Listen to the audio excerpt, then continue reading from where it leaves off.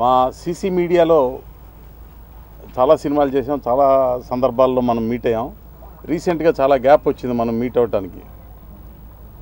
ఎందుకంటే నేను మధ్యలో చాలా సినిమాలు చేసినా ప్రెస్ ముందుకు రావడానికి చిన్న హెసిటేషన్ ఉంది. ఇప్పుడు ఆచితూచి జాగ్రత్తగా మాట్లాడాల్సిన స్టేజ్లోకి వచ్చాం మీడియాకి. అందుకని కొంచెం దూరంగా ఉంటే బెటర్ అని చెప్పి లాస్ట్ 2-3 పిక్చర్స్ దూరంగా వీలైతే అవాయిడ్ చేయటం జరిగింది. అయినా ఈరోజు తప్పలా మా క్రాంతి మాధవ్ గురించి ప్రత్యేకంగా తప్పనిసరిగా కూర్చోవాల్సి వచ్చింది. ఈ సినిమా క్రాంతి మాధవ్ క్రియేషన్. మా సీసీ మీడియాలో చాలా రోజుల తర్వాత చాలా మంచి సినిమా చేస్తున్నాం అనే ఒక జోష్తో చేస్తున్న సినిమా ఈ సినిమా. క్రాంతి మాధవ్ సబ్జెక్టు నాకన్నా ముందు ఇండస్ట్రీలో ఉన్న ప్రముఖులు ఇద్దరికి చెప్పారు. ఒక ఆయన ల్యాబ్ రమేష్ ప్రసాద్ గారు, ఒక ఆవిడ ఇప్పుడు మీ ముందున్న హీరోయిన్ నిత్యా మీనన్. వాళ్ళిద్దరూ మొదట విని ఇన్స్పైర్ అయ్యి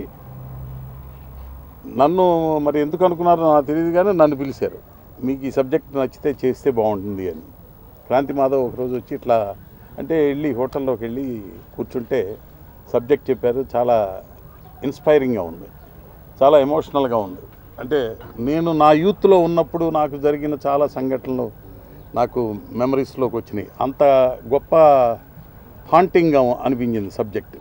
ఇద్దరి మధ్యలో జరిగే ఒక భావావేశాలు కానీ, ఎమోషన్స్, ప్రేమోద్రేకాలు కానీ అవి చాలా సున్నితంగా, చాలా డెలికేట్గా డీల్ చేశాడు క్రాంతి మాధవ్. స్క్రిప్టింగ్ నేను ఇప్పటికే నాకు తెలిసినంతవరకు నేను ఎవ్రీడే నాకు నచ్చిన స్క్రిప్ట్ని ఎవ్రీడే నా మంచం మీద నా పిల్లో పక్కనే పెట్టుకుంటా.